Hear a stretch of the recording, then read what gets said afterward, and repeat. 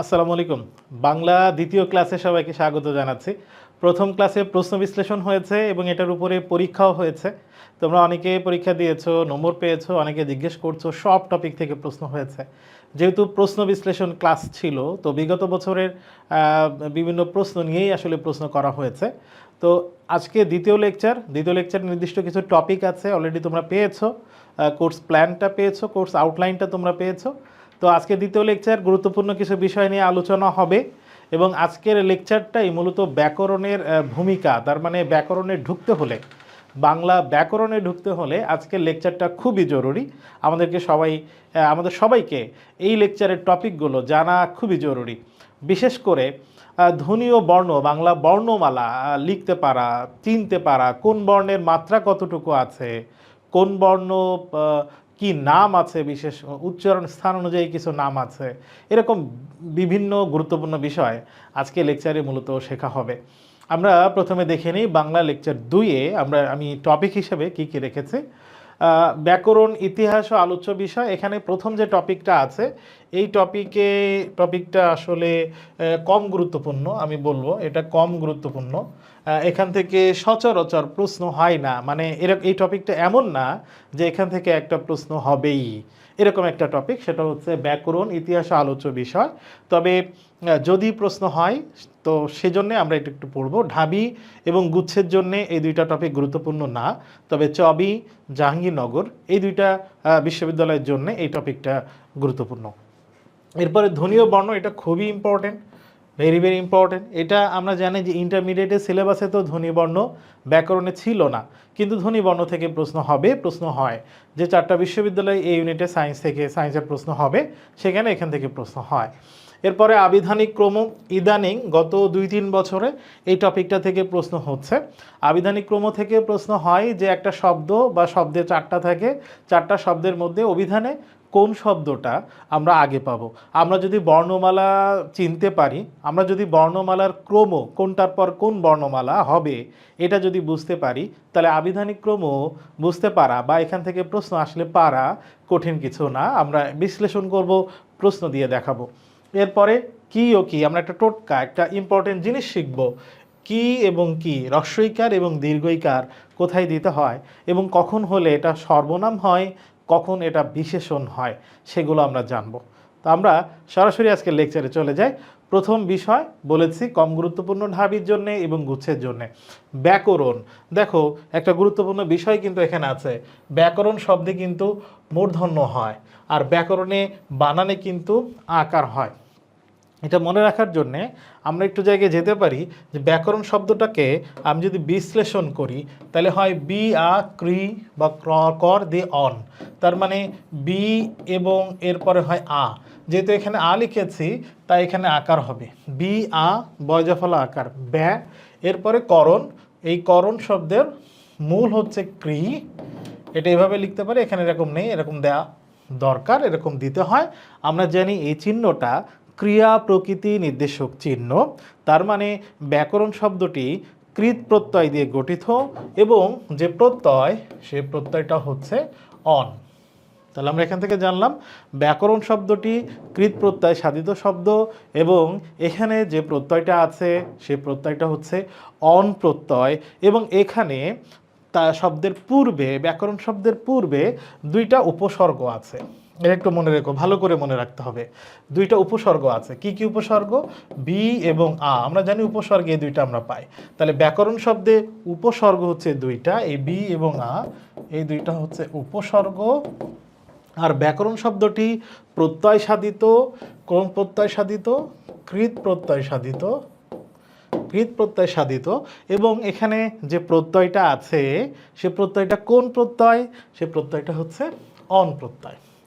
এখন যখন আমরা দেখলাম ব্যাকরণ শব্দটাকে বিশ্লেষণ করে বি আ ক্রি অন এরকম হয়, তখন এর অর্থটা আমরা কি পাই? ব্যাকরণ শব্দটাকে এভাবে বিশ্লেষণ করলে, তার মানে তার ব্যুৎপত্তিগত অর্থ বের করলে, ব্যুৎপত্তিগত অর্থ কি? ব্যুৎপত্তিগত অর্থ মানে শব্দটার উৎপত্তি হয়েছে, সেই উৎপত্তি অনুসারে তার অর্থ।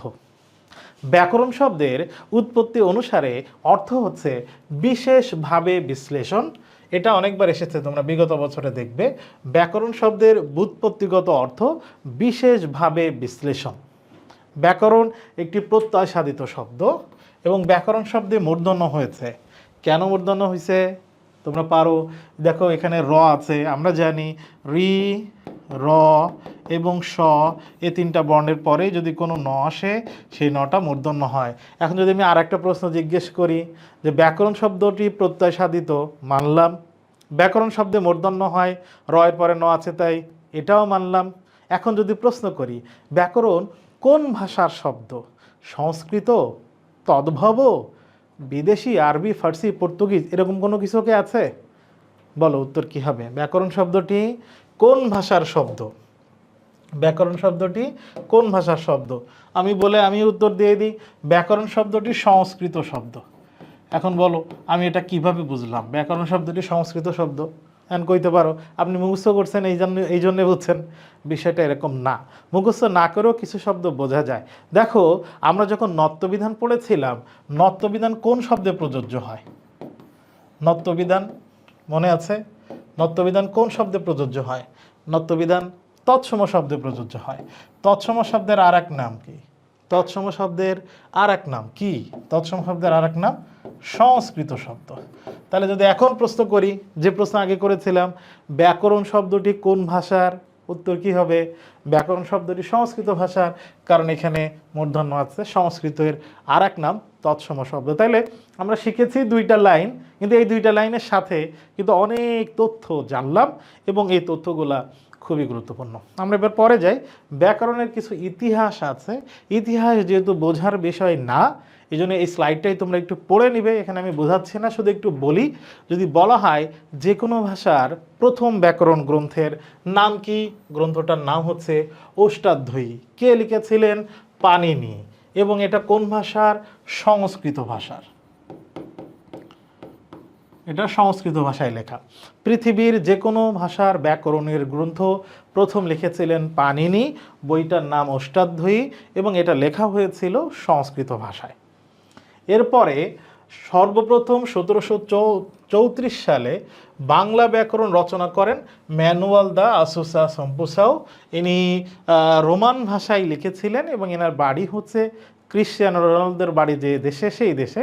তার মানে ইনি পর্তুগিজ নাগরিক। ম্যানুয়াল দা আসুসা সম্পুসাও ইনি প্রথম বাংলা ব্যাকরণ লিখেছিলেন। বাংলা ভাষার উপরে ব্যাকরণ, কিন্তু বাংলায়ও না, ইংরেজিতেও না, ভাষাটা ছিল রোমান হরফে লেখা। এরপর বাংলা ব্যাকরণ প্রথমে লিখেছিলেন ন্যাথেনিয়াল ব্রাসি হ্যালহেড, কিন্তু ইনি তো ইংরেজ, বাঙালি না। ইনিও বাংলা ব্যাকরণের উপরে বই, কিন্তু ইংরেজিতে লিখেছিলেন। বইটার নাম a grammar of the Bengali language. এটা লিখেছিলেন ন্যাথেনিয়াল ব্রাসি হ্যালহেড। 1778 সালে, সাল পড়তে হবে না। এরপর উইলিয়াম ক্যারি বাংলা ব্যাকরণ লিখেছিলেন। উইলিয়াম ক্যারি সর্বপ্রথম বাংলা ব্যাকরণ বাংলায় লিখেছিলেন। তাহলে উইলিয়াম ক্যারি বাংলায় লিখেছিলেন বাংলা ব্যাকরণের উপরে বই, এবং সে বইটার নাম হচ্ছে ভাষা কথা ক্রম। এটাই হচ্ছে বাংলা ভাষায় লেখা প্রথম বাংলা ব্যাকরণ গ্রন্থ। তাহলে প্রথম যে কোনো ভাষার উপরে ব্যাকরণ সংস্কৃত ভাষায়, নাম অষ্টাধ্যায়ী, পাণিনি। এরপর বাংলা ব্যাকরণ ইংরেজিতে ন্যাথেনিয়াল ব্রাসি, সরি একটা তথ্য এলোমেলো হয়ে গেছে। এরপরে বাংলা ব্যাকরণ রোমান ভাষায় লিখেছিলেন ম্যানুয়াল দা আসুসা সম্পুসাও। এরপরে বাংলা ব্যাকরণ ইংরেজিতে লিখেছিলেন ন্যাথেনিয়াল ব্রাসি হ্যালহেড। বাংলা ব্যাকরণ বাংলায় প্রথম লেখেন উইলিয়াম ক্যারি, এবং বাংলা ব্যাকরণ বাংলায় লিখেছেন, কিন্তু বাঙালিদের মধ্যে প্রথম যিনি, সেই লোকটির নাম রাজা রামমোহন রায়, এবং সে বইটার নাম ছিল গৌড়ীয় ব্যাকরণ। গৌড়ীয় ব্যাকরণ হচ্ছে বাংলা ভাষায় লেখা বাংলা ব্যাকরণ। যেহেতু রাজা রামমোহন রায় বাঙালি, তাই এটা বাঙালিদের মধ্যে রচিত প্রথম ব্যক্তি রাজা রামমোহন রায়। এছাড়া দুইটা গ্রন্থের নাম এবং গ্রন্থকার মানে কে লিখেছেন এটা একটু আমাদের জানা দরকার। বাঙ্গালা ভাষার ইতিবৃত্ত বাঙ্গালা ব্যাকরণ, এই বইটা লিখেছিলেন ডক্টর মোহাম্মদ শহীদুল্লাহ। আর ডক্টর সুনীত কুমার চট্টোপাধ্যায়ের আরও একটা খুব গুরুত্বপূর্ণ ব্যাকরণ এবং ভাষা সাহিত্য নিয়ে লেখা, সেটা হচ্ছে the origin and development of the Bengali language. তো the origin and the development of Bengali language কে লিখেছিলেন? ডক্টর সুনীতি কুমার চট্টোপাধ্যায়। এবং বাংলা ভাষার ইতিবৃত্ত বাংলা ব্যাকরণ কে লিখেছেন? ডক্টর মোহাম্মদ শহীদুল্লাহ। এই তথ্য দুইটা ইম্পর্টেন্ট, আমরা একটু মুখস্থ করব। এবার আমরা একটু দেখি যে এখান থেকে প্রশ্ন হলে কীরকম প্রশ্ন হয়। ব্যাকরণ শব্দের ব্যুৎপত্তিগত অর্থ কি? এটা হবে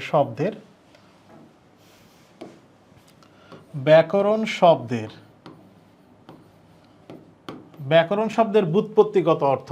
সাধারণ বিশ্লেষণ না, সাধারণ সংশ্লেষণ না, বিশেষভাবে সংযোজন না। উত্তর হবে কি? বিশেষভাবে বিশ্লেষণ। The origin and development of the Bengali language, এটা আমরা একটু আগে স্লাইডে একবারে শেষ তথ্য দেখলাম। কে লিখেছেন? ডক্টর সুনীতি কুমার চট্টোপাধ্যায়। তাহলে এটার উত্তর হচ্ছে ডক্টর সুনীতি কুমার চট্টোপাধ্যায়। এটা হচ্ছে ব্যাকরণের ইতিহাস নিয়ে। আমি আগেই বলেছি কোন টপিক কতটুকু গুরুত্বপূর্ণ, প্রত্যেক টপিক পড়ানোর শুরুতেই আমি কিন্তু বলে দিচ্ছি। এখন আমরা জানব ব্যাকরণের আলোচ্য বিষয়। তার মানে ব্যাকরণ আমরা যেটা পড়ি, বাংলা ব্যাকরণ কোন কোন বিষয় নিয়ে আলোচনা করে? ব্যাকরণের আলোচ্য বিষয়, আলোচনার বিষয় আমরা দেখছি ব্যাকরণের মূল আলোচ্য বিষয় চারটি।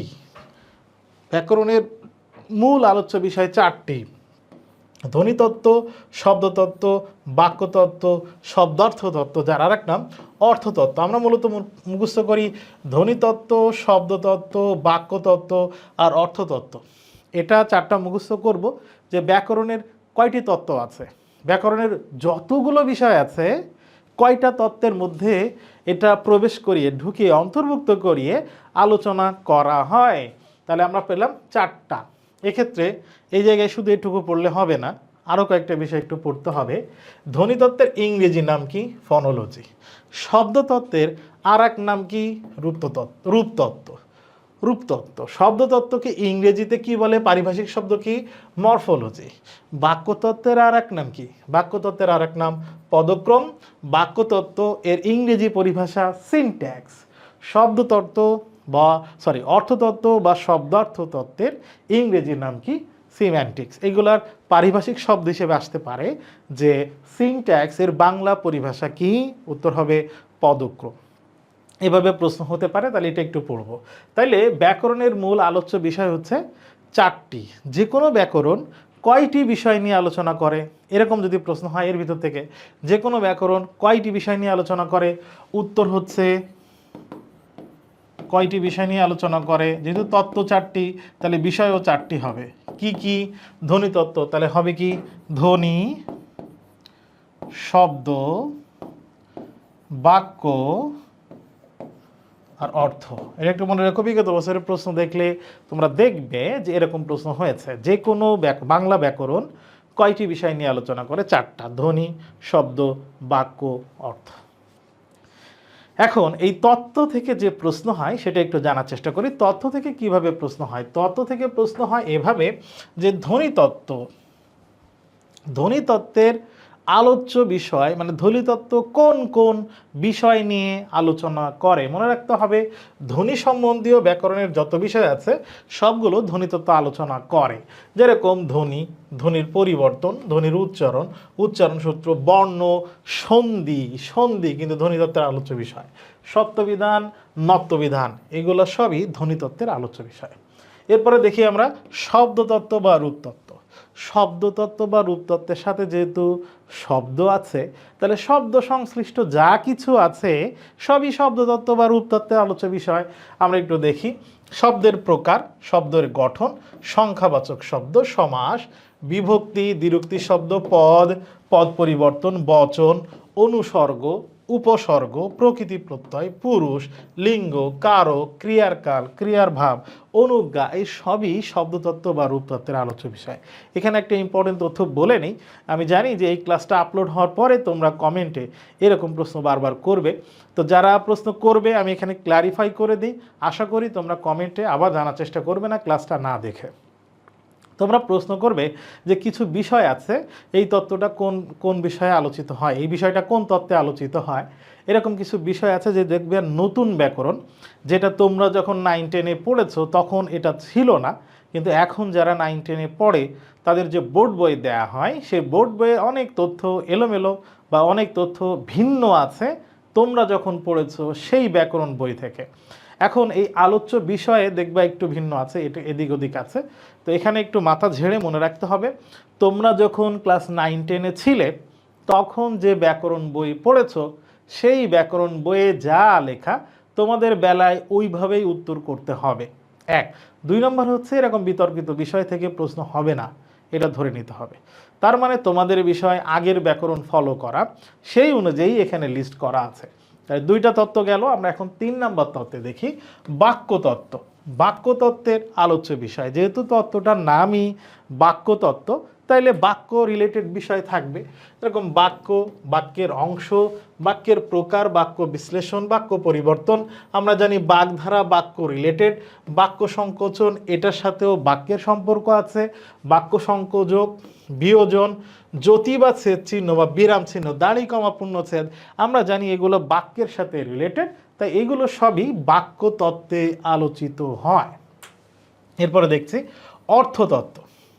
অর্থ মানেই অর্থ, তাহলে অর্থতত্ত্ব, তাহলে অর্থ রিলেটেড বিষয় সবগুলো অর্থতত্ত্বের আলোচ্য বিষয়। যেরকম বিপরীত শব্দ, মুখ্যার্থ, গৌণার্থ, সমার্থক শব্দ, প্রতিশব্দ যার আর এক নাম, এগুলো সব অর্থতত্ত্বের আলোচ্য বিষয়। এই 4টা তত্ত্বের বাইরে আরও কয়েকটা তত্ত্ব আছে, যেরকম আমরা এখানে দেখতে পাচ্ছি। আমরা এখানে দেখতে পাচ্ছি অভিধান তত্ত্ব, অভিধান তত্ত্ব, সরি, এখানে দেওয়া আছে অভিধান তত্ত্ব। এই অভিধান তত্ত্ব এটা আলোচ্য বিষয়। আমরা এখানে দেখছি ছন্দ, ছন্দ, তারপরে দেখছি অলংকার, এগুলো সবই মূল যে কয়েকটা তত্ত্ব আছে 4টা তত্ত্বের বাইরে, এই জন্য এগুলো বলা হয়েছে প্রভৃত ব্যাকরণে আলোচ্য বিষয়। তবে এগুলো মূল বা মৌলিক বা প্রধান বিষয় না, এগুলোকে বলা হয় অপ্রধান বিষয়। তাহলে এগুলো একটু আমরা খেয়াল করব, তত্ত্বের আলোচ্য বিষয় কোনটা কি হইল এই সবগুলো একটু আমরা খেয়াল করব। আমরা এরপরে স্লাইডে যাই। এবার দেখি এখান থেকে প্রশ্ন আসলে কি ধরনের প্রশ্ন আসে। আমরা প্রথম দেখি রূপতত্ত্বের আর এক নাম কি। রূপতত্ত্বের আর এক নাম কি? ধ্বনি। রূপতত্ত্ব আমরা জানি এর সাথে শব্দ রিলেটেড, তাহলে ধ্বনিবাদ, বাক্যতত্ত্ববাদ, পদক্রমবাদ। রূপতত্ত্বের আর এক নাম শব্দতত্ত্ব। লেক্সিকোগ্রাফি বলতে কি বোঝায়? এই প্রশ্নটা অর্থ হিসেবে এসেছে, এটা কিন্তু পারিভাষিক শব্দ হিসেবেও আসতে পারে, তত্ত্বের যে ইংরেজি নামগুলো দিয়েছে সেখান থেকে। লেক্সিকোগ্রাফি এর বলতে বোঝায় আমরা দেখেছি যে অভিধান তত্ত্ব, যেটা এখানে দেওয়া হয়েছে অভিধান তত্ত্ব, যার নাম লেক্সিকোগ্রাফি। সন্ধি ব্যাকরণের কোন অংশে আলোচিত হয়? সন্ধি আমরা জানি সন্ধি মানে হচ্ছে ধ্বনির মিলন, সন্ধি মানে ধ্বনির মিলন। তাহলে ধ্বনি রিলেটেড বিষয় কোন তত্ত্বে আলোচিত হয়? ধ্বনি তত্ত্বে আলোচিত হয়। এবার আমরা নিজেরা মূর্খ নাকি মূর্খ না সেটা প্রমাণের জন্য ব্যাকরণের একটা বিষয় পড়ব।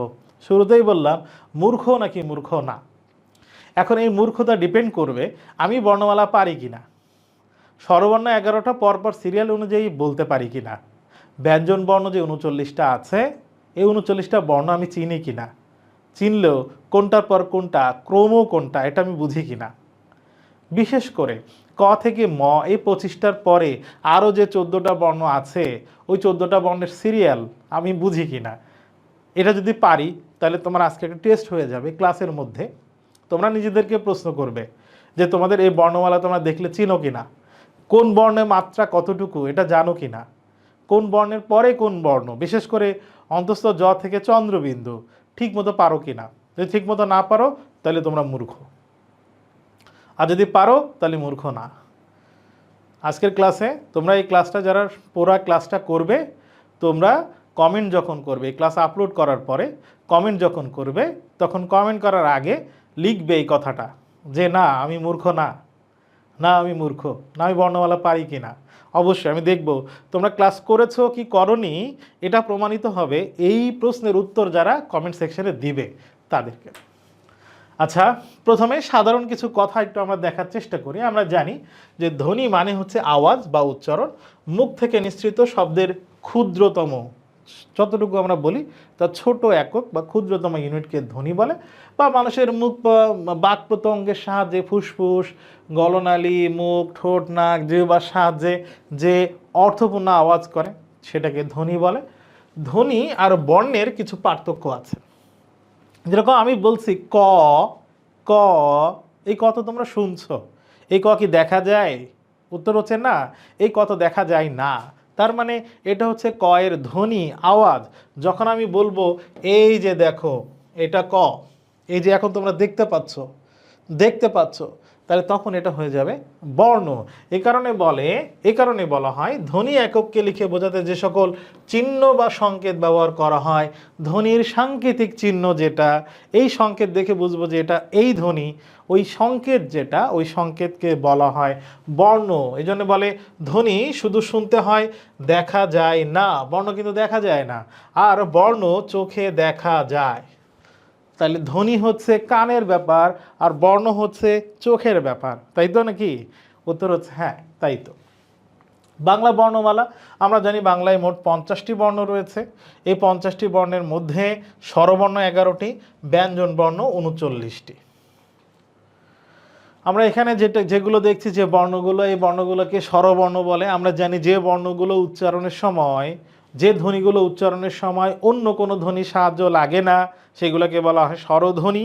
যেরকম আমি যদি বলি অ, আ, ই, উ, এ, ও, এগুলো উচ্চারণ করছি, অন্য কোনো ধ্বনি, প্রত্যেকটা ধ্বনি মানে আলাদা আলাদা স্বতন্ত্রভাবে উচ্চারিত হইতেছে, তাহলে এই ধ্বনির নাম হচ্ছে স্বরধ্বনি।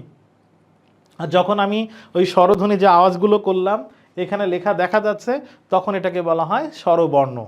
এই জন্য বলা হয় ধ্বনির সাংকেতিক চিহ্ন বর্ণ, তাহলে স্বরধ্বনির সাংকেতিক চিহ্ন হচ্ছে স্বরবর্ণ। অ, আ, ই কিন্তু দুইটা আছে, আবার উ দুইটা, রি, এ, ওই, ও, এই 11টা বর্ণকে বলা হয় স্বরবর্ণ। এরপরে যে বর্ণ নিজে নিজে উচ্চারিত হতে পারে না, অন্য বর্ণের সাহায্য লাগে, কিভাবে এটা একটু আমরা দেখি।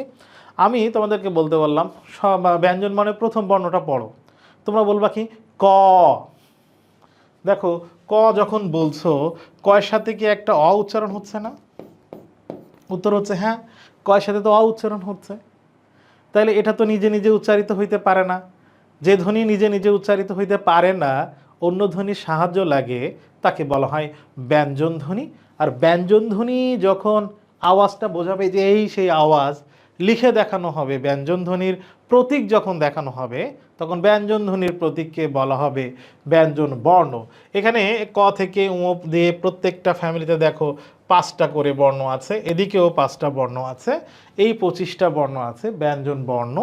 এখন আমরা ব্যঞ্জন বর্ণ 25টার বাইরে আরও 14টা আছে, আমরা সেখানে যাব, আমরা মাত্রা শিখবো, মাত্রা শেখার জন্য যাব। এখন আমরা একটু দেখি স্বরবর্ণ যে 11টা আছে, এই 11টা স্বরবর্ণের মধ্যে চান্দিশিলা স্বরবর্ণ কয়টা? চান্দিশিলা বুঝো?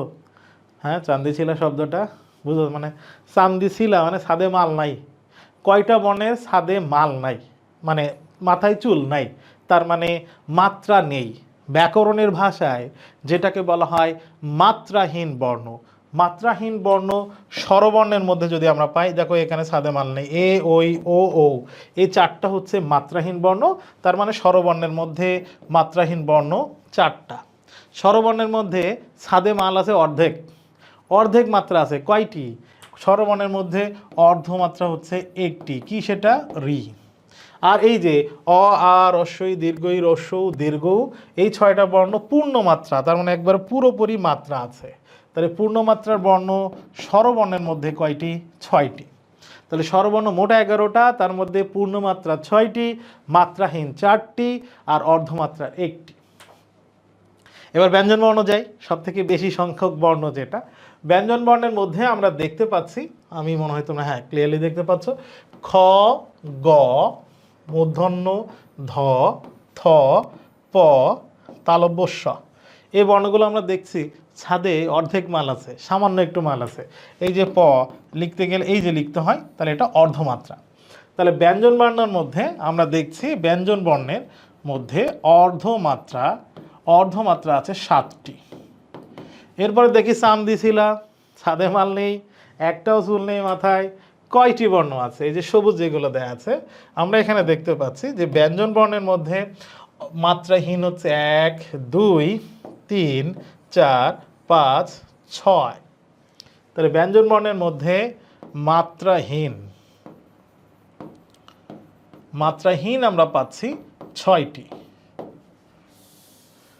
তাহলে ব্যঞ্জন বর্ণের মাত্রাহীন 6টি, অর্ধমাত্রা আমরা পেলাম 7টি।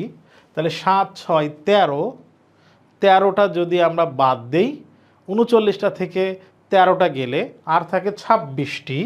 তার মানে ব্যঞ্জন বর্ণের মধ্যে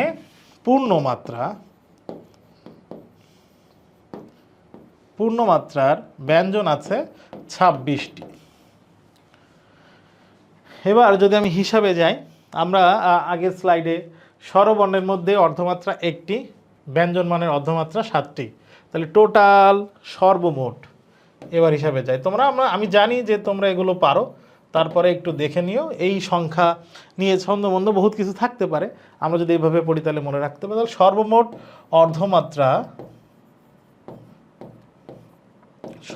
অর্ধমাত্রা এখানে 7টা, আর আগের স্লাইডে অর্ধমাত্রা 1টি, তাহলে সর্বমোট অর্ধমাত্রা হচ্ছে 8টি। এরপরে সর্বমোট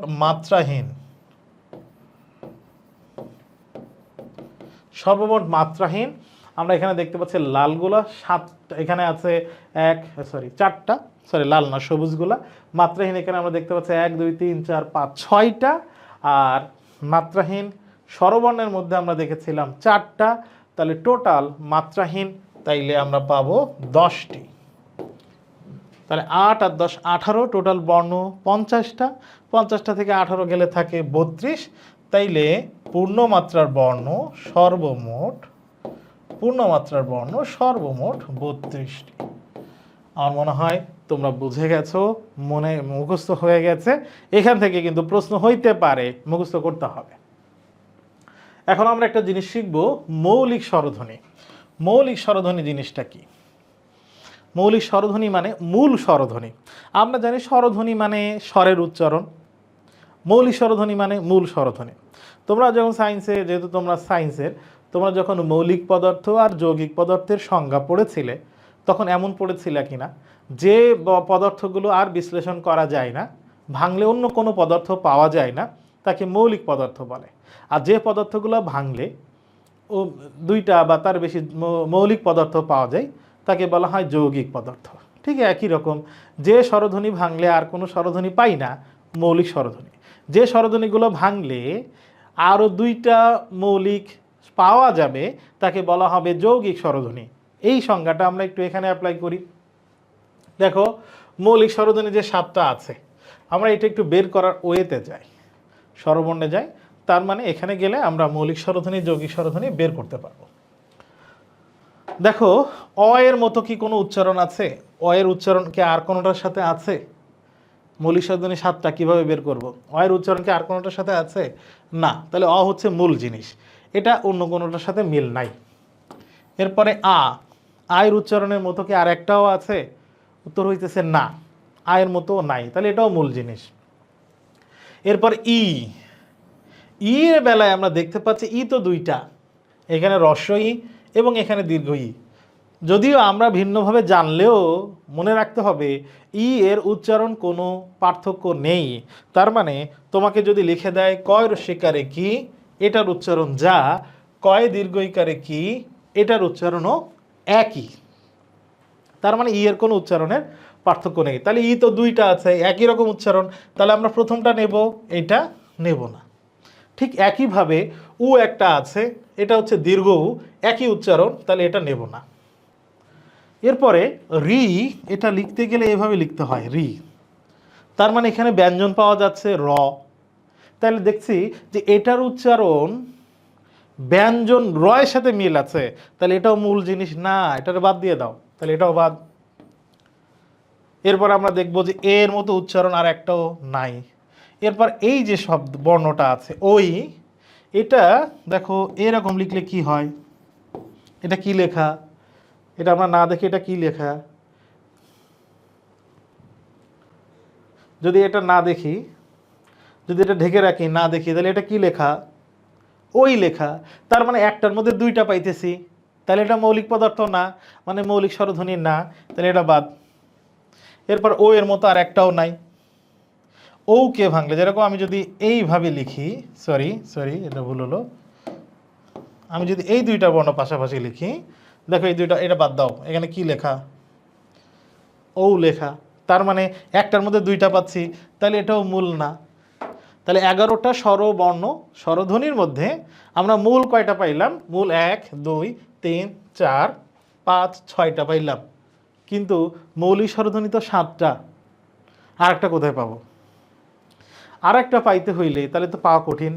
আর একটা পাইতে হলে বেশি দূর না, তোমাদের চাঁদপুর, নোয়াখালী, কুমিল্লা এই এলাকায় গেলে হবে।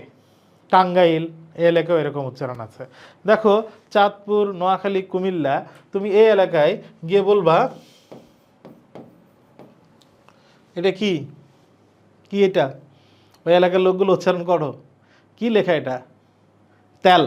ওরা বলবে তেল, ওরা বলবে বেল। কিন্তু এটা কি তেল নাকি তেল? একই লেখা। এখানে একার মানে হচ্ছে এর উচ্চারণ তো এ, কিন্তু ওই এলাকাগুলোতে দেখবা অনেক শব্দে এর উচ্চারণ এ বলে। বলবা বেল, ওরা বলবে বেল। বলবা তেল, ওরা বলবে তেল। আচ্ছা, ওরা যে এর উচ্চারণটা এ করে, কোত্থেকে পাইলো? আসলে কি এ কোনো উচ্চারণ আছে? উত্তর হচ্ছে আছে, এরও উচ্চারণ আছে। কি রকম? দেখো আমি যদি এটা লিখি,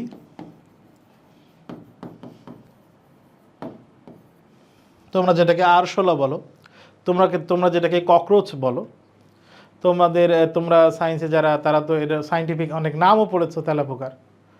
তো এটা কি তেলা পোকা নাকি তেলা পোকা? তার মানে এখানে তেলেরও শুরুতে এ ছিল, উচ্চারণ এর মতো। তেলা পোকাতেও শুরুতে এ আছে, কিন্তু উচ্চারণটা কি বলছি? তেলা পোকা। তার মানে এর উচ্চারণটা আমরা লিখলে এভাবে লিখবো, তেলা পোকা। তার মানে একা ছিল কিন্তু উচ্চারণ হচ্ছে এর মতো। এটাকে আবার এভাবে লেখা যায়, এ। এই যে এ উচ্চারণ, এটাও একটা মৌলিক স্বরধ্বনি। তাহলে এখানে আমরা 6টা পেলাম, আর এ যুক্ত হইল, তার মানে মৌলিক স্বরধ্বনি হচ্ছে 7টা। কি কি? অ, আ, ই, উ, এ, ও আর এ। আমি আগেও দেখিয়েছি এই এটাকে আমরা এভাবেও লিখতে পারি, এভাবে নর্মালি লেখে বেশি, তোমরা এইভাবে লিখতে পারো। তাইলে আমরা মৌলিক স্বরধ্বনি বুঝলাম। এবার আমরা যাব মৌলিক পদার্থ, এবার আমরা যাব যৌগিক পদার্থ বা যৌগিক স্বরধ্বনি। যৌগিক স্বরধ্বনি মানে কি? দ্বিস্বর। তার মানে একটার মধ্যে দুইটা স্বর থাকবে। দুইটা পাশাপাশি মৌলিক স্বরধ্বনি আসলেই সেটাকে বলা হয় যৌগিক স্বরধ্বনি বা দ্বিস্বর। এরকম কেমনে আসে? দেখো আমি যদি লাউ লিখি, এখানে দুইটা মৌলিক স্বরধ্বনি পাশাপাশি আসছে। কোথায়, কেমনে? এই যে লয়ের সাথে একটা আ আছে, আর এখানে রস্যু আছে। তাহলে দুইটা মৌলিক স্বরধ্বনি দুইটা মৌলিক স্বরধ্বনি উচ্চারণ, দুইটা মৌলিক স্বরধ্বনি পাশাপাশি উচ্চারিত হইলেই তাকে বলা হবে যৌগিক স্বর। এটা কিন্তু বর্ণ না, যৌগিক স্বর মানে যৌগিক স্বরধ্বনি। এই যে যে উচ্চারণটা শুনতে পাচ্ছ, এই উচ্চারণটার নামই হচ্ছে যৌগিক স্বরধ্বনি।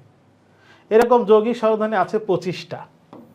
মানে এই যে মৌলিক স্বরধ্বনিগুলো আছে, একটার সাথে আরেকটা পাশাপাশি এরকম উচ্চারণ হইতে পারে সর্বোচ্চ কয়টা? 25টা। এই জন্য যৌগিক স্বরধ্বনির সংখ্যা 25টি। যৌগিক স্বরধ্বনির সংখ্যা 25টি। উচ্চারণ, আওয়াজ, পাশাপাশি দুইটা মৌলিক স্বরধ্বনির আওয়াজ 25টি। কিন্তু একটা ইম্পর্টেন্ট ঘটনা হচ্ছে, দুইটা ক্ষেত্রে দুইটার জন্য একটা বর্ণ আছে। কীরকম? দেখো এই যে লেখা অ এবং রস্বই, এই যে লেখা ও এবং রস্বই, তোমরা উচ্চারণ করো তো, ও আর রস্বই উচ্চারণ করো কি? ওই। এটাও ওই। দেখো এই যে ওইটা উচ্চারণ করছে, সেটা এটা না? উত্তর হইতেছে হ্যাঁ ওইটাই তো। এরপর দেখো অ রস্বই, ও রস্বৌ, কি উচ্চারণ? ও। আচ্ছা দেখো এটা কি এটা না? তার মানে দুইটা মৌলিক স্বরধ্বনি অ এবং রস্বই, ও রস্বই সবই তো মৌলিক স্বরধ্বনি। তাহলে দুইটা মৌলিক স্বরধ্বনি পাশাপাশি এসে আর একটা বর্ণ হয়ে গেছে না? এটা তো বর্ণ, ওই একটার মধ্যে দুইটা উচ্চারণ আছে, তাহলে এটার নাম হচ্ছে দ্বিস্বর বা যৌগিক স্বর। এখন আমাকে বলো, এই যে লাউয়ে আর রস্ব পাশাপাশি লিখছিলাম, এই দুইটা মিলে কি কোনো বর্ণ হয়? না। তাহলে যৌগিক স্বরধ্বনি মোট কয়টি? 25টি। বর্ণ কয়টি? 2টি। আবারও বলি, যৌগিক স্বরধ্বনি কয়টা? 25টি। যৌগিক স্বরের বর্ণ কয়টা? 2টা। কি কি? ওই এবং ও। এই জন্য বলা হয় বাংলা বর্ণমালায় যৌগিক স্বর জ্ঞাপক, মানে যৌগিক স্বর দেয় এমন বর্ণ কয়টা? 2টি। কিন্তু বাংলা বর্ণমালায়, বাংলা ভাষায় যৌগিক স্বরধ্বনি কয়টা? 25টি। এটা কিন্তু খুবই ইম্পর্টেন্ট, খুবই ইম্পর্টেন্ট। এটা কিন্তু খুবই গুরুত্ব দিয়ে পড়তে হবে।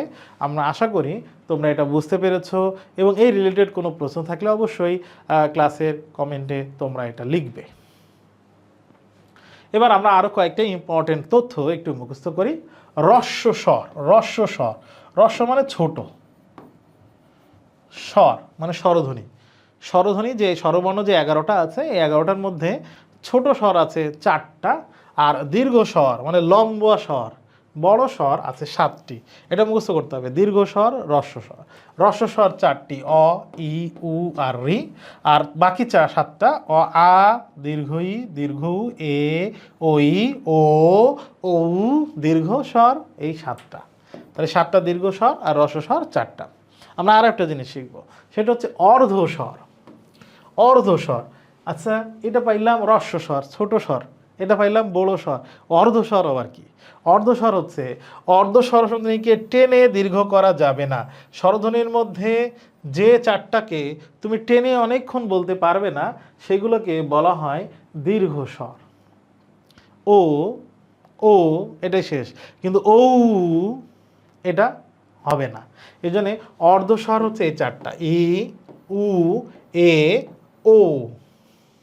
এই 4টাকে বলা হয় অর্ধ স্বরধ্বনি। যেরকম যদি শব্দের শেষে থাকলে, আমার মনে রাখবে, যে স্বরধ্বনিগুলো শব্দের শেষে থাকলে টেনে লম্বা করা যায় না, এগুলোকে বলা হয় অর্ধ স্বরধ্বনি। যেরকম চাই, আমি বলতে পারবো না, বড় করে বলতে পারবো না, চাই, লাউ, এ শেষ হয়ে যায়। তাহলে শেষে থাকলে ওই স্বরধ্বনিগুলোকে আর বাড়িয়ে লম্বা করে বলা যায় না, এমন স্বরধ্বনি আছে কয়টা? 4টা। সে 4টার নাম কি? অর্ধ স্বরধ্বনি। কি কি? রস্বই, রস্যৌ, এ আর ও, এই 4টাকে বলা হয় অর্ধ স্বরধ্বনি। তাহলে এখান থেকে প্রশ্ন হইতে পারে, এই স্লাইডটা খুবই ইম্পর্টেন্ট। এবার দেখো, এখন যে ছকটা তোমরা দেখতে পাচ্ছ, এই জাতীয় ছক, এই স্টাইলের ছক তোমরা তোমাদের বইয়ে পড়েছো। এই ছকটা আমাদের মুখস্থ করতে হবে। কি আছে এই ছকে একটু দেখার চেষ্টা করি। দেখো, এখানে বলা হয়েছে প্রথমে ক বর্গ, তার মানে এই ফ্যামিলিগুলো ক, খ, গ, ঘ, উম, এই 5টা হচ্ছে ক বর্গের বর্ণ। এখানে এই যে কালো বক্সের মধ্যে বর্ণ আছে কয়টা? এদিকে 5টা, এদিকেও 5টা। তাহলে বর্ণ মোট কয়টা? বর্ণ হচ্ছে 25টা। এদেরকে বলা হয় বর্গীয় বর্ণ। ইংরেজিতে বর্গ মানে ফ্যামিলি। এই 5টাকে 5 5 25টা, এদিকেও 5, এদিকেও 5, যেটাকে আমরা বলি স্কোয়ার, যেটা দৈর্ঘ্য প্রস্থ সমান, তাকে বলা হয় বর্গ। এই জন্যে এই 25টাকে বলা হয় বর্গীয় বর্ণ। বর্গীয় বর্ণ, এদের আবার কিছু নাম আছে, সেই নামকরণগুলো আমরা পড়ব। প্রথমে এই ছকের সবটা আমরা জানব। প্রথমে এই কালো অংশটুকু আমরা জানলাম। কালো অংশের এই পাশে এবার আসি। এই 5টাকে বলা হয় ক বর্গ, মানে এই 5টা হচ্ছে ক এর ফ্যামিলি মেম্বার, ক এর ফ্যামিলি মেম্বার, এবং ক হচ্ছে তাদের ক্যাপ্টেন। ক, খ, গ, ঘ, ঙ, এই 5 জনের বড় ভাই বা ক্যাপ্টেন হচ্ছে ক, এই জন্য এদেরকে বলা হয় ক বর্গীয় বর্ণ। তাহলে এই 5টার নাম কি হবে? চ বর্গীয় বর্ণ। এদের নাম কি হবে? ট বর্গীয় বর্ণ। এদের নাম কি হবে? ত বর্গীয় বর্ণ। এদের নাম প বর্গীয় বর্ণ। তাহলে আমরা এই কালো অংশটা আর এই অংশটুকু শিখলাম। এবার আমরা শিখব প্রথম বর্গীয় বর্ণ, এই 5টা। তাহলে 5টার কি ক্যাপ্টেন বা প্রথম লাইনে আছে, প্রথম লাইনের প্রথমে দাঁড়িয়ে আছে এই 5টা, তাহলে এদেরকে বলা হয় প্রথম বর্গীয় বর্ণ। এদেরকে বলা হয় বর্গীয় বর্ণের দ্বিতীয় বর্ণ। এদেরকে বলা হয় বর্গীয় বর্ণের তৃতীয়, এবার চতুর্থ, এরপরে পঞ্চম। তাহলে আমরা এদিক থেকে এটা শিখলাম, এদিক থেকে এটা শিখলাম, আর মাঝখানের এই কালো অংশটা শিখলাম। এখন আমরা শিখব অল্প প্রাণ আর মহাপ্রাণ। অল্প প্রাণ, আমরা মনে করো আমাদের যদি প্রাণ চলে যাবে যখন, তখন কি আমরা বাতাস, এই নিঃশ্বাস প্রশ্বাস নিতে পারবো? উত্তর হইতেছে না। প্রাণ চলে গেলে প্রাণ আছে কি নাই এটা বুঝবো কি দিয়ে? এটা কি দিয়ে বোঝে? বাতাস দিয়ে বোঝে। প্রাণ আছে কি নাই এটা কি দিয়ে বোঝে? বাতাস দিয়ে বোঝে। তার মানে আমাদের প্রাণ চলে গেলে বাতাস থাকবে না। এবার আমরা একটু খেয়াল করি, আমি যদি ক উচ্চারণ করি, ক, খ, আবার দেখো বাতাস কখন বেশি কখন কম, বলো ক, খ। তোমরা যখন এই ক্লাসটা করবে, আমি যে বললাম বলো, তোমরা কিন্তু বলে, অবশ্যই বলে হিসাব করবে ঠিক আছে কিনা। আমি যা বললাম আর বিশ্বাস করা যাবে না, প্র্যাকটিস নিজে করে দেখতে হবে ঠিক আছে কিনা। ক বললে বাতাস কম, খ বললে বাতাস বেশি। এই জন্যে আবার দেখো ট যদি বলি,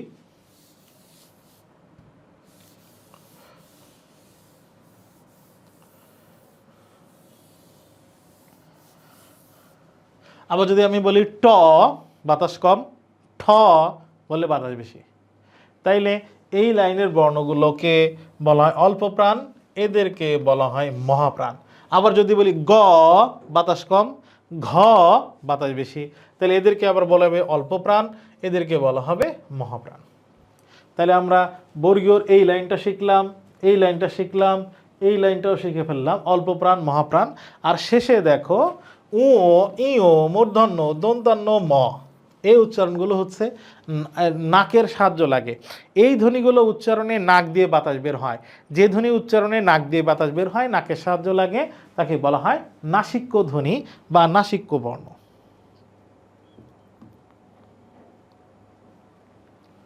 নাসিক্য ধ্বনি বা নাসিক্য বর্ণ। এরপরে অঘোষ আর ঘোষ। এবার আমরা এখানে যাব, অঘোষ কোনটা, ঘোষ কোনটা। দেখো অঘোষ আর ঘোষের সংজ্ঞা হচ্ছে যে ধ্বনি উচ্চারণে স্বরতন্ত্রী অনুরণিত হয়, মানে এখানে কাব্যে। আর যে ধ্বনি উচ্চারণে স্বরতন্ত্রী অনুরণিত হয় না, তাকে বলা হবে অঘোষ। আর অনুরণিত হইলে ঘোষ। যেরকম আমি বললাম ক, খ, দেখো গলায় তো স্বরতন্ত্রী, মানে এখানে তো শব্দ যেহেতু আসছে কাব্যে, কিন্তু বেশি কাব্যে কখন দেখো গ, ঘ, এগুলো বলে কাপে বেশি, এই স্বরতন্ত্রীটা কাপে। যে ধ্বনি উচ্চারণে স্বরতন্ত্রী অনুরণিত হয় না অঘোষ, অনুরণিত হইলে ঘোষ। আবার আবার দেখি, আমি যদি বলি ট, ঠ, এখানে কাপে না। যদি বলি ড, ঢ, এখানে কাপে। তাহলে প্রথম দুই লাইনে আমরা দেখছি স্বরতন্ত্রী অনুরণিত হইতেছে না, তাহলে অঘোষ। আর এখানে আমরা দেখছি স্বরতন্ত্রী অনুরণিত হইতেছে, তাহলে ঘোষ। তাহলে প্রথম দুই লাইন, এই কারণে প্রথম দুই লাইনের সব বর্ণ এগুলো হচ্ছে অঘোষ, আর পরের তিন লাইন এগুলো হচ্ছে ঘোষ। এটা মনে রাখার জন্যে আমি নর্মালি ক্লাসে, প্রত্যেকটা ক্লাসে যখন আমি এটা পড়াই, একটা গল্প আমি বলি, যে গল্পটা আসলে আমি আমি একজন শিক্ষক, উনি ক্লাস নিতেন অনেক দিন আগে, তার কাছ থেকে এটা শিখেছি। তো সেই গল্পটা একটু বলি। ময়মনসিংহ নেত্রকোনা এলাকায় বা টাঙ্গাইল এলাকায় তুমি যদি বলো চোর, ওরা বলবে সুর। তুমি যদি বলো ঘোষ, ওরা বলবে ঘুষ। তার মানে ও এর উচ্চারণ ওরা উ এর মতো করে, ও এর উচ্চারণ ওরা করে উ। এটা দিয়েই গল্পটা বানানো। তাইলে ঘুষ আর অঘোষ। ময়মনসিংহে আমি ক্লাস নিতাম এক সময় অ্যাডমিশনে, তা গিয়ে পড়াইতেছি ঘোষ, ওরা বলে ঘুষ, বলতেছি অঘোষ, ওরা বলে অঘুষ। তো ময়মনসিংহের ওই উচ্চারণ থেকেই আমরা এখন ঘোষ আর অঘোষ বর্ণ মনে রাখবো উগান্ডার একটা গল্প দিয়ে। উগান্ডায় একজন পুলিশের চাকরি নিয়েছে, উগান্ডা নামক একটা দেশে 20 লক্ষ টাকা দিয়ে সে পুলিশের চাকরি নিয়েছে। তো প্রথম বছরে সে যখন চাকরিতে জয়েন করছে, তখন মাথায় একটাই প্ল্যান যে সে ঘুষ খাবে। ঘুষ খেয়ে কীভাবে চাকরিতে এই টাকাটা উঠাইতে হবে, যে কোনো প্ল্যানেই তাকে এই টাকাটা উঠাতেই হবে। তো উগান্ডায় 20 লক্ষ টাকা দিয়ে সে চাকরিতে ঢুকেছে। তো প্রথম বছরে তাকে ট্রেনিংয়ে রেখেছে, তো সেখানে সে ঘুষ খাইতে পারে নাই। দ্বিতীয় বছরে, এখন সম্ভবত ট্রেনিং 2 বছর হয়, আমি নিশ্চিত না। তো ধরো গল্পের মধ্যে দ্বিতীয় বছরে তাকে ট্রেনিং থেকে সরিয়ে তাকে এক জায়গায় রাখা হলো, যেখানে মনে করো উগান্ডার রাজধানীতে একটা জায়গায় রাখা হয়েছে, যে জায়গায় তাকে স্পেশাল একটা ফোর্সের সাথে রাখা হয়েছে। স্পেশাল একটা ফোর্সের সাথে থাকার কারণে সে ঘুষ খাওয়ার সুযোগ পায় নাই, তো দ্বিতীয় বছরেও সে ঘুষ খাইতে পারে নাই। তার মানে তারা দ্বিতীয় বছরও গেছে অঘুষ অবস্থায়। 3 নম্বর বছরে উগান্ডার কোন একটা বর্ডার এলাকায় একটা থানায় তার পোস্টিং হয়েছে। থানায় পোস্টিং হইলে পুলিশে ঘুষ খাইতে পারে, এবং বর্ডার এলাকায় যদি হয় তাহলে তো স্মাগলিং এগুলো ধরে আরও ঘুষ খাওয়ার সুযোগটা বাড়ে। 3 নম্বর বছরে গিয়ে উগান্ডার ওই পুলিশ ঘুষ খাওয়া শুরু করছে। এখন বলো, যে একবার ঘুষ খাওয়া শুরু করবে ও কি ঘুষ খাওয়া ছাড়বে? উত্তর হচ্ছে না, ও সে কেন ছাড়বে? ঘুষ খাওয়া এত সুন্দর, অল্প সময়ে প্রফিট থাকলে কেন ছাড়বে? তাহলে উগান্ডার ওই পুলিশের গল্প থেকে বলো, প্রথম বছরে ঘুষ খাইছিল না খাই নাই? উত্তর হচ্ছে খাই নাই। তাহলে অঘুষ। এখন অঘুষে ময়মনসিংহ এলাকায় কি বলে? অঘোষ। তাহলে এই যে প্রথম লাইন অঘোষ, দ্বিতীয় বছরে ঘুষ খাইছিল, উত্তর হচ্ছে না, তাহলে দ্বিতীয় লাইনও অঘোষ। এটা একটু লাল দিয়ে দেখি। তাইলে প্রথম লাইন আর দ্বিতীয় লাইনে সে ঘুষ খায় নাই, প্রথম বছর এবং দ্বিতীয় বছর অঘুষ অবস্থায় ছিল, অঘোষ। এবার 3 নম্বর বছরে ঘুষ খাওয়া শুরু করছিল না? উত্তর হচ্ছে হ্যাঁ, 3 নম্বর বছরে তো ঘুষ খাওয়া শুরু করছিল। তাইলে এই 3 নম্বর লাইন, 4 নম্বর লাইন, 5 নম্বর লাইন, এই সবগুলো কি?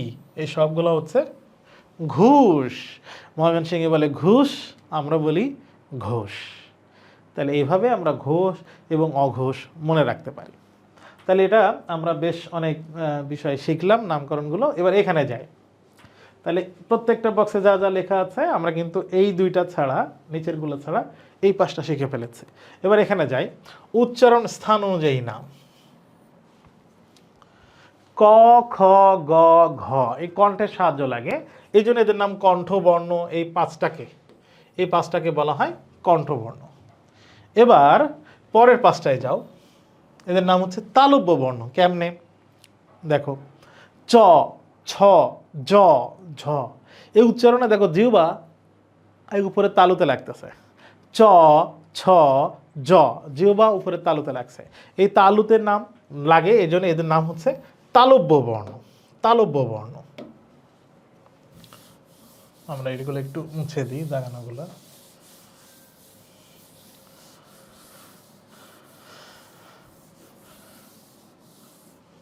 তাহলে আমরা ছিলাম হচ্ছে তালব্য বর্ণে।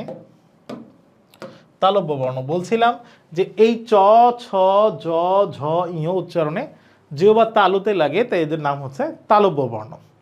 এরপরে দাঁতের গোড়ায় শক্ত মাংস আছে, ওই শক্ত মাংসের নাম হচ্ছে মূর্ধা। যে ধ্বনি উচ্চারণে জিহ্বা দাঁতের গোড়ায় শক্ত মাংসে লাগবে তাকে বলা হয় মূর্ধা বর্ণ বা মূর্ধন্য বর্ণ। সে উদাহরণগুলো কি? ট, ঠ, ড, ঢ। তোমরা নিজেরা প্র্যাকটিস করে বুঝতে পারবা। দেখো, জিহ্বা ট, ঠ বললে জিহ্বা টাক টাক করে দাঁতের গোড়ায় যে শক্ত মাংস আছে দাঁতের গোড়ার উপরে, এটাকে বলা হয় মূর্ধা, ওই মূর্ধায় লাগে। তাহলে ট, ঠ, ড, ঢ মূর্ধন্য, এগুলোকে বলা হয় মূর্ধা বর্ণ। এই জন্যে এই নটার নাম হচ্ছে মূর্ধন্য বা মূর্ধন্য। মূর্ধা ন। তাহলে আরেকটা আছে কি? দন্ত ন। দন্ত মানে কি? দাঁত। ত, থ, দ, ধ, ন। এই জিহ্বা দাঁতে লাগে। দেখো আবার ত, থ, দ, ধ বললে জিহ্বা দাঁতে লাগে, এই জন্য এই বর্ণগুলোর নাম দন্ত বর্ণ। দন্ত বর্ণ। এবং এই নটার নাম দন্ত ন। এরপর দেখি ওষ্ঠ। ওষ্ঠ মানে কি? ওষ্ঠ মানে ঠোঁট। তাহলে যে ধ্বনিগুলো উচ্চারণে ঠোঁটের ভূমিকা লাগে, ঠোঁটের সাহায্য লাগে, তার নাম কি? ওষ্ঠবর্ণ।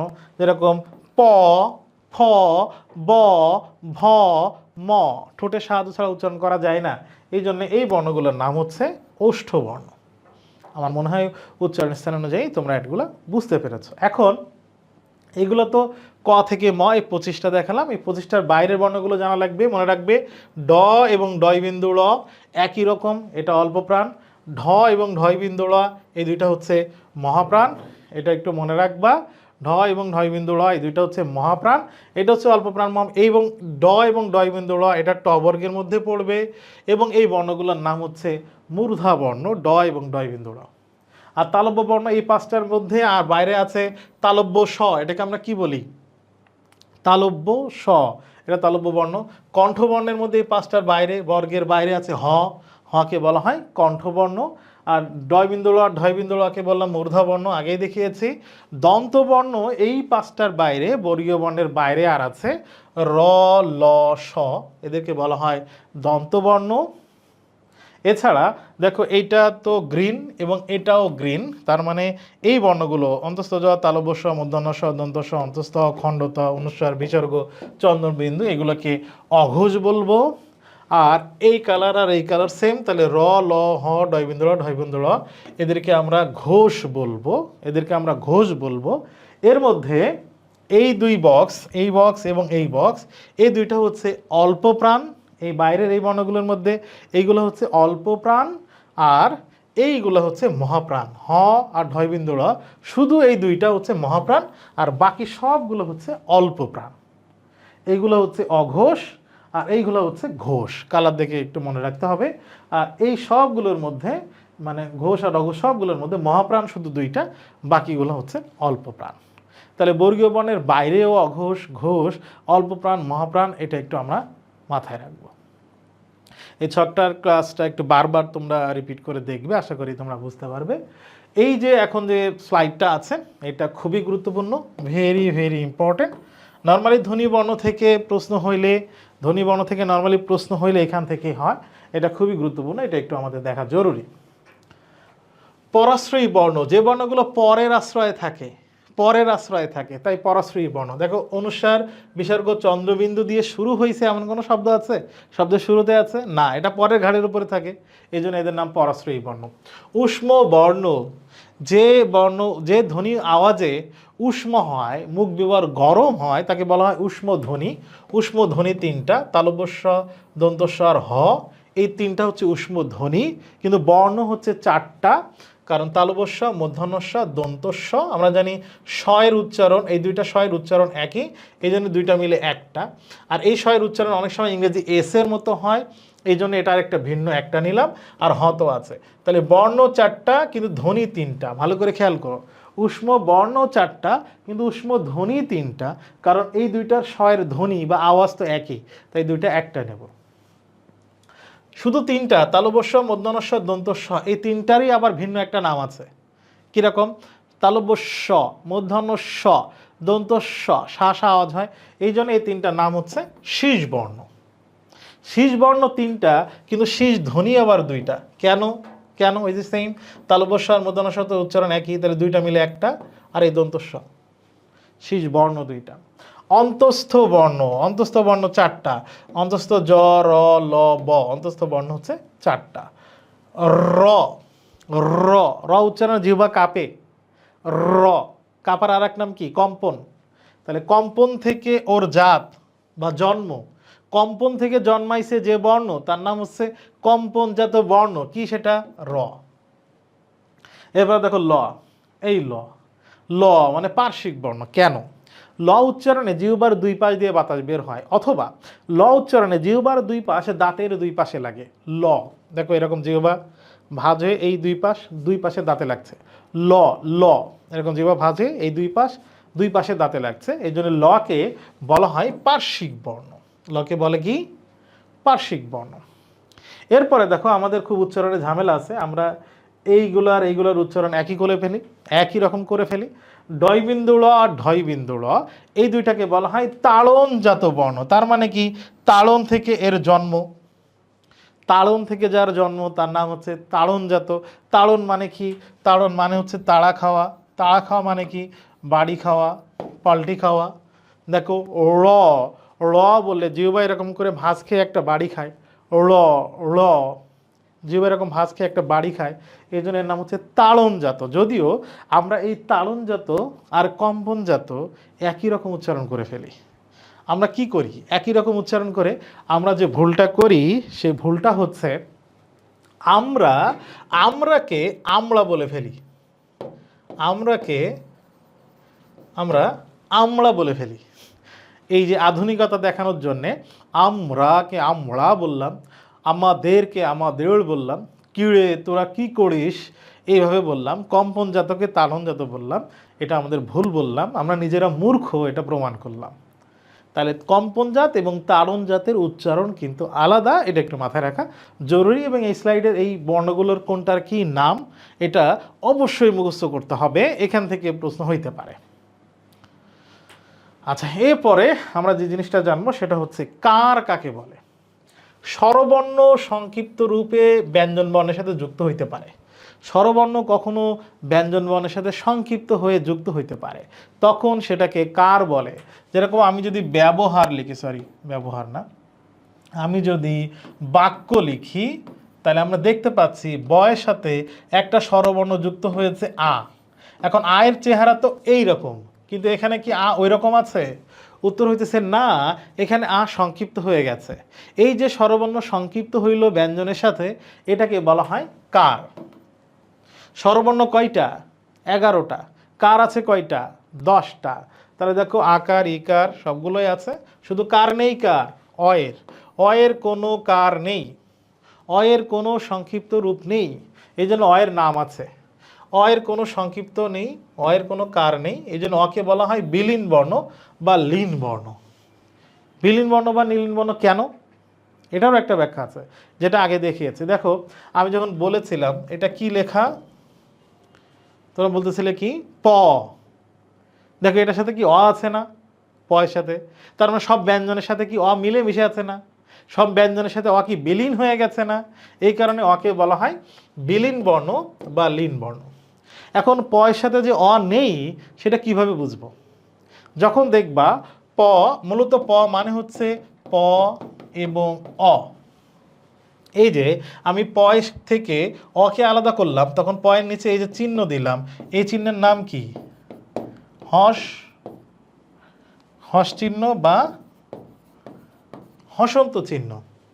এই যে পয়ের নিচে দিলাম এটাকে বলা হয় হস চিহ্ন বা হসন্ত চিহ্ন। আশা করি আমরা এইটুকু বুঝেছি। এবার আমরা যাই ফলা কাকে বলে। আমরা আগে যেরকম দেখলাম স্বরবর্ণের সংক্ষিপ্ত রূপকে বলে কার, এখন দেখব ব্যঞ্জন বর্ণেরও সংক্ষিপ্ত রূপ আছে। কখনো কখনো একটা ব্যঞ্জনের সাথে পরে আর একটা ব্যঞ্জন সংক্ষিপ্ত হয়ে যায়, ওই সংক্ষিপ্ত হওয়া ব্যঞ্জনকে বলা হয় ফলা। ফলা কয়টা? 6টা। কি কি? বফলা, রফলা, মফলা, জফলা, লফলা, নফলা। আমি যখন তীক্ষ্ণ লিখব তখন এখানে ক্ষীয় আছে, ক্ষীয়কে ভাঙলে পাবো ক আর মূর্ধন্য স। মূর্ধন্যর সাথে কোনো ন যুক্ত হলে কোন ন হয়? মূর্ধন্য। তাহলে এখানে মূর্ধন্য ফলা আছে, তাহলে নফলা 2টা, ন দন্তান্ন আর ন মূর্ধন্য। রুগ্নতে দন্তান্ন, কিন্তু তীক্ষ্ণতে কিন্তু মূর্ধন্য ফলা। অম্ল বানানে দেখো ল ছোট হয়ে গেছে, ল ফলা। সত্য বানানে ত জ ফলা ছোট হয়ে গেছে, জ ফলা। শ্মশান বানানে এখানে ম ছোট, তাহলে এটা ম ফলা। গ্রাম বানানে এখানে যে এটাকে র ফলা। স্বাগত বানানে যে ব ছোট, এটা হচ্ছে ব ফলা। তাহলে ফলার সংখ্যা 6টা। এবার এখানে আমরা যেটা দেখছি সেটা হচ্ছে যুক্ত বর্ণ। যুক্ত বর্ণ মানে 2টা বর্ণ একসাথে যুক্ত হয়ে গেছে। যুক্ত বর্ণের আবার চেহারা আছে 2 রকম। যুক্ত বর্ণের চেহারা কয় রকম? 2 রকম। কীরকম? একটা হচ্ছে স্বচ্ছ যুক্তবর্ণ আর একটা হচ্ছে অস্বচ্ছ যুক্তবর্ণ। একটা হচ্ছে ট্রান্সপারেন্ট যুক্তবর্ণ আর একটা হচ্ছে ট্রান্সপারেন্ট না। একটা হচ্ছে ক্লিয়ার দেখা যাবে আর একটাতে ক্লিয়ার দেখা যাবে না। দেখো স্বচ্ছতে কেমন, এখানে দেখো ড যে 2টা লেখা আছে দেখা যাচ্ছে, এখানে 2টা জ লেখা আছে দেখা যাচ্ছে, এখানে ক এবং ট দেখা যাচ্ছে, এখানে দ আর ম ফলা দেখা যাচ্ছে। তার মানে এখানে যে যুক্ত বর্ণগুলো আছে সবগুলো ক্লিয়ার বোঝা যাচ্ছে কোন কোন বর্ণ লেগে গেছে। তাহলে এটা হচ্ছে স্বচ্ছ। আর অস্বচ্ছ কেমন? দেখো ক এবং ত লেগে গেলে এরকম হয়, চেহারা ভিন্ন হয়ে গেছে। ক এবং মূর্ধন্য ষ এরকম হয়, গ এবং ধ এরকম হয়ে যায়, জ এবং ইয় এরকম হয়ে যায়। তার মানে বর্ণের আসল যে চেহারা সেটা পরিবর্তন হয়। এই যুক্ত বর্ণের নাম হচ্ছে অস্বচ্ছ, আর পরিবর্তন না হইলে সেটাকে বলবে স্বচ্ছ। এখানে যে বর্ণমালাগুলো অনেক যুক্ত বর্ণ বিশ্লেষণ করা আছে, একটার মধ্যে 4টা আছে দেয়া আছে, একটার মধ্যে 2টা, এখানে 3টা যুক্ত বর্ণ আছে সেটাও আছে, এখানেও 4টা আছে দেখো যুক্ত বর্ণ, এখানেও যুক্ত বর্ণ 3টা আছে। যুক্ত বর্ণ ভয়াবহ ইম্পর্টেন্ট, যুক্ত বর্ণ খুবই ইম্পর্টেন্ট। যুক্ত বর্ণ কিন্তু মনে থাকবে না যদি আমরা লিখে প্র্যাকটিস না করি। তাহলে এইটা পড়ার সময় বাসায় বর্ণমালাটা লিখতে হবে, বর্ণটা যুক্ত বর্ণ লিখতে হবে এবং বিশ্লেষণ করে পাশে কি লেখা আছে সেটা লিখবা এবং বড় বড় জোরে জোরে উচ্চারণ করে করে পড়বা। বলবা এরকম যে হ ন যুক্ত হয়েছে, পেটে হলে হ যুক্ত দন্তান্ন, হ ন, নিচে ন যুক্ত হয়েছে, নিচে হইলে হ যুক্ত মূর্ধন্য, এভাবে বলবা আর লিখবা, না হলে কিন্তু যুক্তবর্ণ মনে থাকবে না। যুক্তবর্ণ মনে রাখতে হবে, কারণ এটা খুবই ইম্পর্টেন্ট। এবার আমরা কিছু নমুনা প্রশ্ন সলভ করি ধ্বনি বর্ণ থেকে। ধ্বনি বর্ণ থেকে কিছু নমুনা প্রশ্ন। ভাষার মূল উপাদান কি? এটা উপাদান এবং উপকরণ নিয়ে ভিন্ন ভিন্ন অনেক কিছু আছে বইয়ে, তবে এই ভিন্নতা নিয়ে, এই পার্থক্য নিয়ে তোমাদের টেনশন করতে হবে না। তোমরা বইয়ে যা আছে 9 10 ব্যাকরণ বই তোমাদের সময় যেটা পড়েছিলে, যা লেখা আছে তোমরা সেটাই পড়বে। সেখানে লেখা আছে ভাষার মূল উপাদান হচ্ছে ধ্বনি। বাংলা বর্ণমালায় মাত্রাহীন বর্ণ টোটাল কয়টি?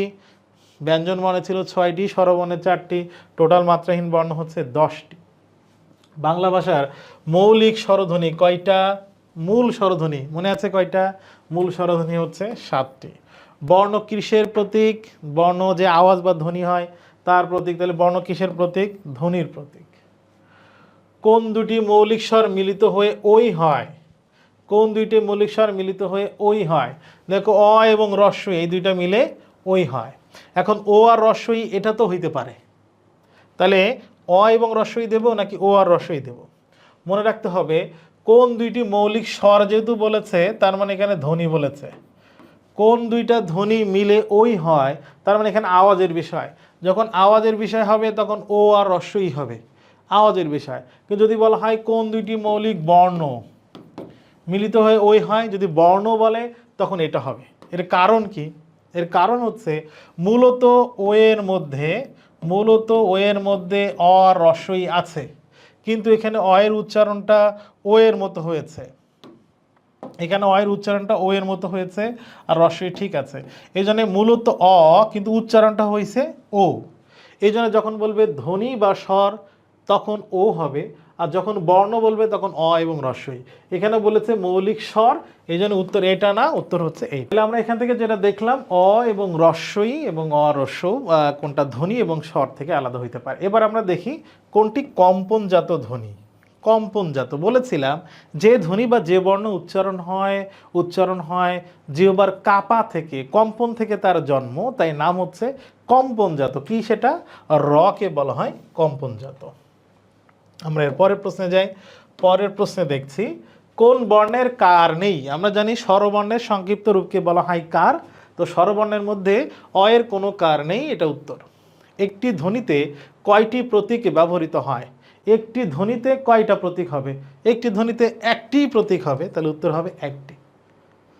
আচ্ছা, এবার আমরা এখন যেটা পড়ব সেটা হচ্ছে আবিধানিক ক্রম নামে যে টপিকটা বলেছি। আবিধানিক ক্রম।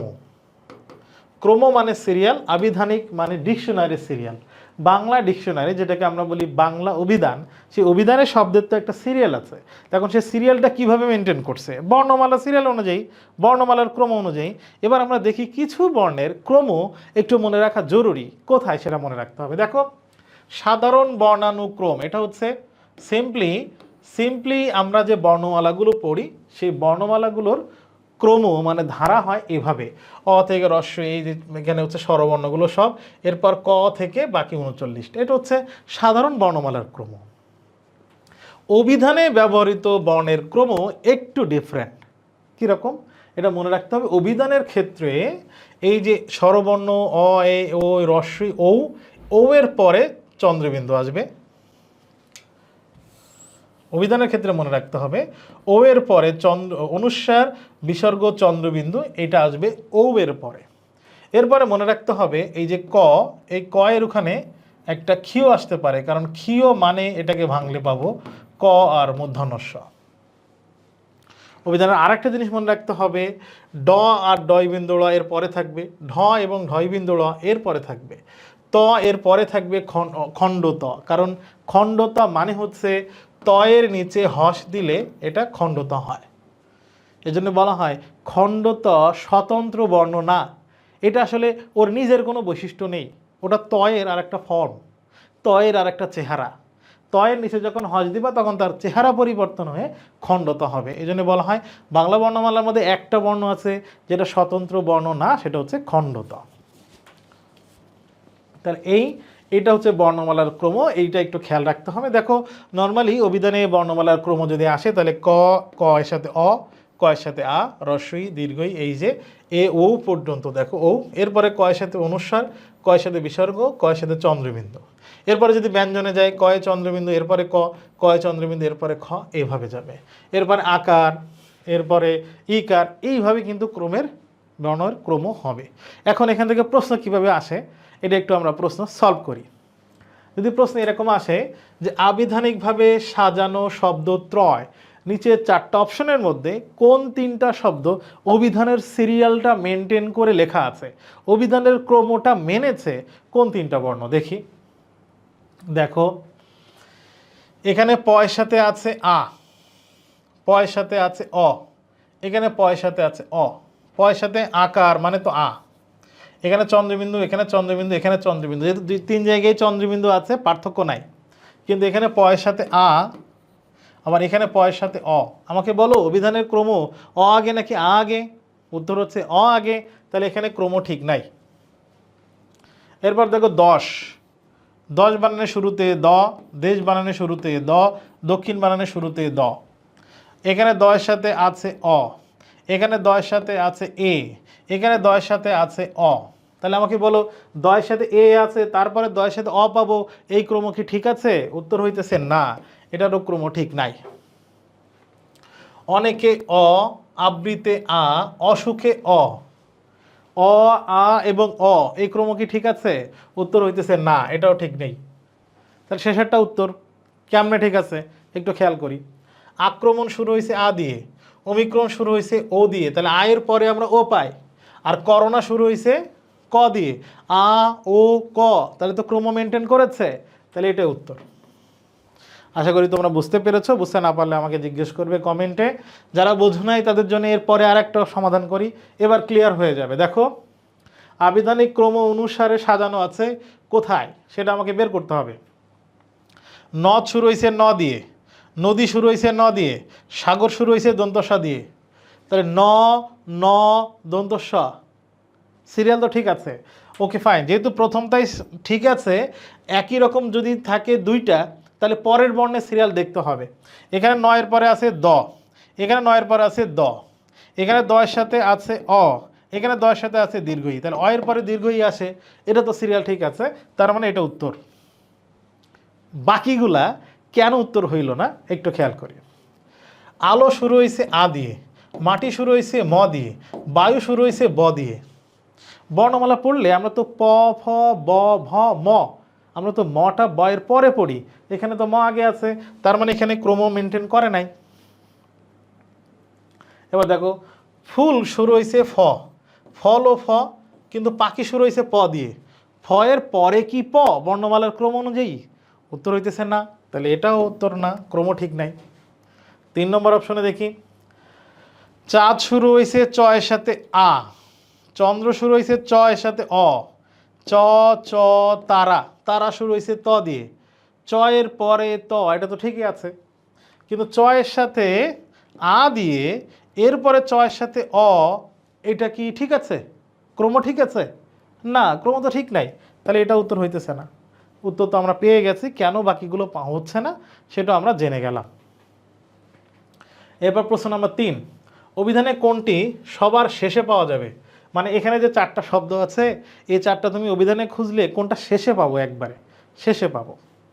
দেখো যুক্ত শুরু হয়েছে, আমরা এটা করব বিশ্লেষণ জ দিয়ে, যোগ শুরু হয়েছে জ দিয়ে, যুদ্ধ শুরু হয়েছে জ দিয়ে, যোগাযোগও শুরু হয়েছে জ দিয়ে। প্রথম বর্ণ সেম, পরের বর্ণ দেখি। এখানে জয়ের সাথে আছে উ, এখানে জয়ের সাথে আছে ও, এখানে জয়ের সাথে আছে উ, এখানে জয়ের সাথে আছে ও। আমি যেহেতু স্বরধ্বনি আলাদা করছি তাহলে হর্ষচিহ্ন দিতে হবে। এখন সিরিয়াল অনুযায়ী দেখো তো, এখানে জয়ের সাথে উ, এটাও উ, ও এটাও ও, তাহলে দুইটা দুইটা করে সেম আছে। এখন বলো জয়ের সাথে উ, উ এবং ও এর মধ্যে অভিধানে কোনটা আগে কোনটা পরে? উত্তর হচ্ছে বর্ণমালায় উ আগে ও পরে, তাহলে আমাকে চেয়েছে শেষে পাওয়া যাবে, তাহলে আমি এইটা আর এটা বাদ দিলাম, এই 4টার মধ্যে এই দুইটা শেষে। এখন এই দুইটার মধ্যে আবার কোনটা শেষে সেটা একটু খেয়াল করি। এবার এখানে জয়ের সাথে ও এর পরে আছে গ, এখানে জয়ের সাথে ও এর পরে আছে গ, তাহলে এখানে সেম পেলাম। সেম থাকলে আগাইতে হবে, এর পরের বর্ণে যাই। এখানে গয়ের সাথে আছে অ, কিন্তু এখানে গয়ের সাথে আছে আ। অ এবং আয়ের মধ্যে কোনটা আগে? অ আগে, আ পরে। তাহলে এই দুইটার মধ্যে আমরা দেখলাম সিরিয়ালে এইটা 1, এইটা 2। আমরা টোটাল যদি এই 4টা বর্ণে সিরিয়াল করি তাহলে দেখলাম যে যুক্ত, যুদ্ধ, যোগ এবং যোগাযোগের মধ্যে অভিধানে সবার শেষে পাওয়া যাবে যোগাযোগ। এই দুইটার মধ্যে যোগাযোগ যেহেতু পড়ে তাহলে সবার শেষে পাওয়া যাবে যোগাযোগ, এই জন্য উত্তর হলো। আশা করি আবিধানিক ক্রম তোমরা বুঝতে পেরেছ। অবশ্যই তোমরা কমেন্ট করবে এই ক্লাসের নিচে যে তোমরা আবিধানিক ক্রম ক্লিয়ার কিনা। যারা ক্লিয়ার না এটা আবার বারবার দেখবে, তাহলে ক্লিয়ার হবে, লিখলে আমি তোমাদেরকে হেল্প করব। এখন আমি বলেছিলাম সর্বশেষ আমরা একটা টোটকা শিখব, কি এবং কি এই দুইটার পার্থক্যটা কি। প্রথমে মনে রাখবা কি রস্বইকার এরা মূলত একটা অব্যয়। বিশেষণ এবং সর্বনাম হিসেবে যদি আমি কি ব্যবহার করি তাহলে এটা ভুল হবে, ভুল। তাহলে কি রস্বইকার হইলেই এটা অব্যয় হবে। কি রস্বইকার কোথায় লিখব? ধরো তোমাকে কোনো প্রশ্ন করা হইল, তুমি মাথা নেড়ে বা হ্যাঁ বা না বলে উত্তর করতে পারবে, তাহলে রস্বইকার। আমি বললাম তুমি কি দুপুরে খেয়েছো? উত্তর হচ্ছে হ্যাঁ। আর যদি না খাও তাহলে উত্তর না। এই যে আমি কোনো প্রশ্নকে উত্তর করতে পারছি হ্যাঁ বা না দিয়ে, সেখানে যদি কি লিখি তাহলে অবশ্যই সেখানে রস্বইকার দিতে হবে। যেরকম তুমি কি খেয়েছো, রস্বইকার আছে, উত্তর কি হবে? হ্যাঁ অথবা না। কিছু দীর্ঘইকার দেয়া থাকে, তোমার সাথে কি না সরি তোমার সাথে তার সাথে কি তোমার দেখা হয়নি, কথা হয়নি, উত্তর কি হবে? হ্যাঁ না, তাহলে রস্বইকার। কিন্তু যদি আমি লিখি একই বাক্য, তুমি কি খেয়েছো, যখন দীর্ঘইকার লেখা থাকবে তখন তোমাকে এই বাক্যটা এভাবে বলতে হবে, তুমি কি খেয়েছো। তার মানে দীর্ঘইকার দিলে কি কি উত্তর দিতে হবে, আর কি কি। রস্বইকার দিলে শুধু হ্যাঁ অথবা না। এজন্য কি রস্বইকার এটা সবসময় অব্যয়। এবার দেখি কি দীর্ঘইকার হলে কি হয়। কি দীর্ঘইকার হলে দুইটা পদ হইতে পারে, বিশেষণ আর সর্বনাম। কোথায় বিশেষণ কোথায় সর্বনাম একটু দেখো।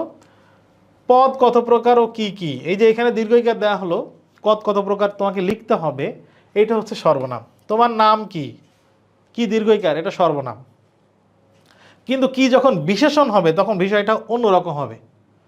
যেরকম কি খবর, এখানে এই কি শব্দটা খবরকে মডিফাই করছে।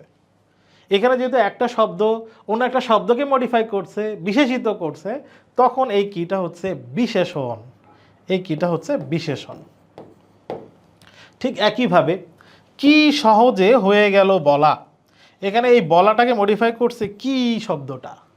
তাহলে কি দীর্ঘইকার হয়ে যখন কোনো শব্দকে মডিফাই করবে তখন ওটা হবে বিশেষণ। কি দীর্ঘইকার হয়ে যদি কোনো শব্দকে মডিফাই না করে তখন সেটা হবে সর্বনাম। আর কি যখন রস্বইকার হবে অবশ্যই এটা অব্যয়। এটা কিন্তু আমরা মনে রাখবো, এটা ইম্পর্টেন্ট। এবার আমরা আজকে স্লাইডের যত প্রশ্ন পেলাম, যত টপিক পেয়েছি, ধ্বনীয় বর্ণ যা যা টপিক আমরা পেয়েছি, সেই টপিকগুলোর মধ্যে থেকে কিছু গুরুত্বপূর্ণ প্রশ্ন ঝটপট উত্তর করে যাই। বাংলা স্বরবর্ণে অর্ধমাত্রা বিশিষ্ট বর্ণ কয়টা? অর্ধমাত্রা স্বরবর্ণের মধ্যে আমরা পেয়েছিলাম রি, রিকে বলে অর্ধমাত্রা। আর ব্যঞ্জন বর্ণের মধ্যে পেয়েছিলাম 7টা। তাহলে অর্ধমাত্রা বর্ণ মোট কয়টা? অর্ধমাত্রা বর্ণ মোট 8টা। কিন্তু এখানে প্রশ্ন হয়েছে অর্ধমাত্রার স্বরবর্ণ, তাহলে অর্ধমাত্রার স্বরবর্ণ হচ্ছে রি 1টি। বাংলা স্বরবর্ণে অর্ধমাত্রা বর্ণ কয়টি? তাহলে এটা উত্তর 1টি আমরা পেলাম। বাংলা বর্ণমালায় কয়টি ব্যঞ্জন বর্ণ আছে? ব্যঞ্জন বর্ণ কয়টি? ব্যঞ্জন বর্ণের সংখ্যা হচ্ছে 39টি, উত্তর হচ্ছে 39। বাংলা ব্যঞ্জন প্রতিবর্গের পঞ্চম বর্ণের ধ্বনি কি? আমরা প্রত্যেকটা ফ্যামিলির 5 নাম্বার একবারে লাস্ট ক খ গ ঘ উ লাস্ট বর্ণ, ওদেরকে কি বলেছিলাম? নাকের সাহায্য ছাড়া উচ্চারিত হইতে পারে না। তাহলে ওইগুলোকে কি বলা হয়? নাসিক্য ধ্বনি। ত থ দ ধ দন্তান্ন বলেছিলাম এটা হচ্ছে দন্ত ন, দন্ত ন। তাহলে কোন বর্ণ? এগুলোকে বলা হয় দন্ত বর্ণ। বাংলা বর্ণমালায় স্পর্শ বর্ণ কয়টি? এটা মনে রাখবে, নতুন ব্যাকরণে 20টা দেয়, আগের ব্যাকরণে 25টা ছিল, আমরা 25টা পড়বো, যেহেতু তোমরা যে ব্যাকরণ পড়েছিলে ওখানে 25টা আছে। স্পর্শ বর্ণ ক থেকে ম পর্যন্ত এই 25টাকে বলা হয় স্পর্শবর্ণ। কোন দুটি মহাপ্রাণ ধ্বনি, মহাপ্রাণ মনে আছে, বর্গের প্রথম লাইন অল্প প্রাণ, তারপরে মহাপ্রাণ, এরপরে অল্প প্রাণ, তারপরে মহাপ্রাণ। দেখো খ 2 নাম্বার, চ ছ জ ঝ, ঝ হচ্ছে 4 নম্বর, তাহলে এই দুইটা আমরা মহাপ্রাণ দেখছি। কিন্তু ত 1 নম্বর, ত থ দ দ 3 নম্বর, এগুলো হচ্ছে অল্প প্রাণ। ক 1 নম্বর, খ 2 নম্বর, একটা অল্প প্রাণ একটা মহাপ্রাণ।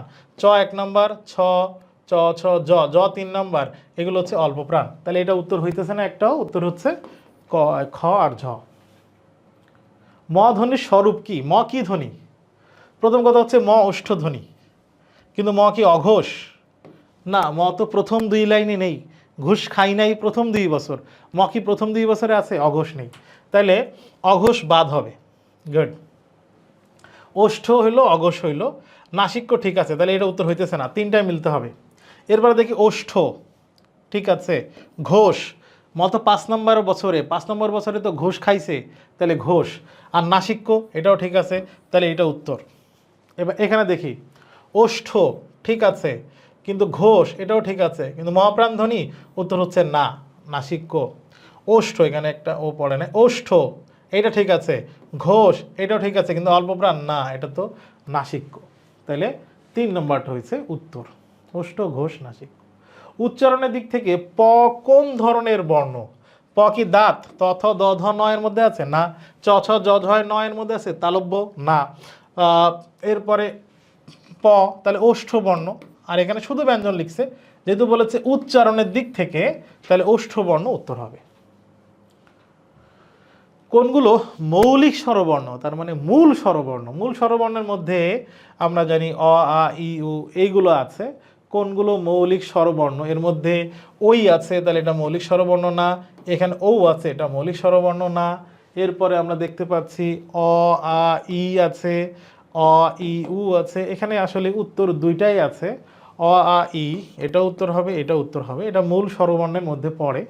এখানে যে প্রশ্নটা আছে অপশন অনুযায়ী উত্তর 2টাই হবে, ক এবং খ 2টাই হবে উত্তর। কোনটি মৌলিক স্বরধ্বনি নয়? দেখো আমরা বলেছিলাম মৌলিক স্বরধ্বনি, এ কে বলেছিলাম মৌলিক স্বরধ্বনি, ও কে বলেছিলাম মৌলিক স্বরধ্বনি, কিন্তু ওই কে ভাঙলে আমরা 2টা পাবো, তাহলে এটা মৌলিক স্বরধ্বনি না। নিচের কোনগুলি অনুনাসিক বর্ণ? অনুনাসিক বর্ণ মানে নাসিক্য উচ্চারণ। নাসিক্য উচ্চারণ দেখো চ এবং ঠ নাসিক্য না, প এবং ফ নাসিক্য না, ক নাসিক্য না, কিন্তু উম নাসিক্য, তাহলে একটা হলে হবে না, 2টাই নাসিক্য হইতে হবে, ন এবং ম। অনুনাসিক এবং নাসিক্য একই জিনিস। নিচের কোনগুলো অন্তস্থ বর্ণ? এগুলো অন্তস্থ বর্ণ না, এটা অন্তস্থ বর্ণ না। এই জ র ল ব এটা হচ্ছে অন্তস্থ বর্ণ, এটা উত্তর। কোনটি অনুনাসিক স্বরধ্বনি? তার মানে কোন জায়গায় নাসিক্য ধ্বনির উচ্চারণ আছে? ও না, ইও না, এটা না, তাহলে এখানে যে চন্দ্রবিন্দু আছে এটা হচ্ছে অনুনাসিক স্বরধ্বনি। মূর্ধন্য এবং দন্তান্ন বর্ণে দোতিত ধ্বনি, দোতিত ধ্বনি মানে উচ্চারিত ধ্বনি, দুটিতে কি আছে? দন্তান্ন এবং মূর্ধন্য ধ্বনির মধ্যে উচ্চারণে কি কোনো পার্থক্য আছে? নাই। বৈসাদৃশ্য আছে? বৈসাদৃশ্য মানে পার্থক্য? নাই। অসমতা মানেও পার্থক্য? নাই। ঐক্য মানে এক, তার মানে দন্তান্ন এবং মূর্ধন্যের উচ্চারণ একই। নিচের কোনটি নাসিক্য ধ্বনি নয়? এটা নাসিক্য, এটা নাসিক্য, এটাও নাসিক্য, কিন্তু ল নাসিক্য ধ্বনি নয়, এটা উত্তর। কোনটি তাড়নজাত ধ্বনি? তাড়নজাত ধ্বনি কোনটা? তাড়নজাত ধ্বনি ডয় বিন্দু ল, এটা হচ্ছে তাড়নজাত ধ্বনি। নিচের কোনটি দ্বি স্বরধ্বনি, মানে একটা স্বরধ্বনির মধ্যে 2টা আছে? কোথায়? এই যে আই, এটা হচ্ছে দ্বি স্বর, আ এবং অ 2টা আছে পাশাপাশি। ড এবং ডয় বিন্দু ল ধ্বনিগুলোকে কি বলে? আমরা বলেছি, আগে দেখেছি, এগুলোকে তাড়নজাত ধ্বনি বলে। ধ্বনির প্রতীককে কি বলা হয়? ধ্বনির প্রতীককে বলা হয় বর্ণ। কোন বর্ণটির নিজস্ব কোনো ধ্বনি নেই? আমরা দেখো ক্ষীয়র নিজস্ব ধ্বনি আছে, খণ্ড ত এটারও নিজস্ব ধ্বনি আছে, ত এর মতো উচ্চারণ। গ এর নিজস্ব ধ্বনি আছে, কিন্তু ইও এর নিজস্ব ধ্বনি নেই, ইওর উচ্চারণটা হচ্ছে নয়ের মতো, এই জন্য এটা উত্তর। তাহলে উত্তর হবে ইও। নিচের কোন দুটি যুগ্ম স্বরধ্বনির প্রতীক? মানে একটার মধ্যে 2টা স্বর আছে, কোনটা কোনটায়? এই যে ওই এবং ও, এই দুটাকে বলা হয় যুগ্ম স্বর বা দ্বিস্বর। পরাশ্রয়ী বর্ণ কয়টি? 3টা। কি কি? অনুস্বার, বিসর্গ আর চন্দ্রবিন্দু, এই 3টাকে বলা হয় পরাশ্রয়ী বর্ণ। জ এর উচ্চারণ স্থানগত অবস্থান কি? জ, জ, চ, ছ, জ, তাহলে এটা হচ্ছে তালব্য বর্ণ। কোনগুলা? শীষ ধ্বনি, আওয়াজ হয়। কোনগুলা? এখানে নাই, এখানে নাই, এখানে নাই, এটা হচ্ছে শীষ ধ্বনি। কোনটি ভাষার মৌলিক অংশ নয়? আমরা জানি ভাষার মৌলিক অংশ হচ্ছে চারটা: ধ্বনি, শব্দ, বাক্য, আর একটা হচ্ছে অর্থ। এই চারটা ভাষার মৌলিক অংশ, কিন্তু বর্ণ মৌলিক অংশ না। উষ্মধ্বনির উদাহরণ নয় কোনটি? উষ্মধ্বনি না কোনটা? ভ উষ্মধ্বনি না, এটাই উত্তর। ভ হচ্ছে ওষ্ঠধ্বনি। অল্পপ্রাণ মহাপ্রাণ ধ্বনির মধ্যে পার্থক্য ঘটে কি কারণে? অল্পপ্রাণ মানে অল্প বাতাস, মহাপ্রাণ মানে বেশি বাতাস। তাহলে পার্থক্য কোথায়? মুখ গহ্বরের পেশির কারণ না, ধ্বনির বৈশিষ্ট্যের কারণ না, কণ্ঠস্বরের কারণ না। উত্তর হচ্ছে ফুসফুস তাড়িত বাতাস। বেশি কম, কম থাকলে অল্প প্রাণ, বেশি থাকলে বেশি বাতাস, মহাপ্রাণ। বাংলা স্বরধ্বনিতে হ্রস্ব স্বরের সংখ্যা কয়টি? চারটা। এটা আমরা দেখেছি, হ্রস্ব স্বর আছে চারটি। এটাই ছিল আজকের ব্যাকরণের প্রথম ক্লাস। ধ্বনি বর্ণ কোনটি, কি নাম, কোনটা দেখতে কেমন, কোনটার উচ্চারণ কেমন, এটা জানা। আরও কয়েকটা টপিক আমরা জানলাম। বাংলা ব্যাকরণের এই ক্লাসটা নিশ্চয়ই তোমাদেরকে উপকৃত করবে, এবং সামনের ব্যাকরণ বোঝার জন্যে আজকের ক্লাসটা বোঝা খুবই জরুরি। আশা করি তোমরা খুব গুরুত্ব দিয়ে আজকের ক্লাসটি করবে, এবং কোনো প্রশ্ন থাকলে তোমরা এই যে পোস্টে এই ক্লাসটা আপলোড করা হবে ফেসবুকে, সেখানে তোমরা প্রশ্ন করতে পারো। আমি চেষ্টা করব তোমাদের সব প্রশ্নের উত্তর দিতে। আগামী দিন আবার দেখা হচ্ছে এরকম কোনো টপিক নিয়ে। সেই পর্যন্ত সবাই ভালো থাকো, সুস্থ থাকো। আসসালামু আলাইকুম।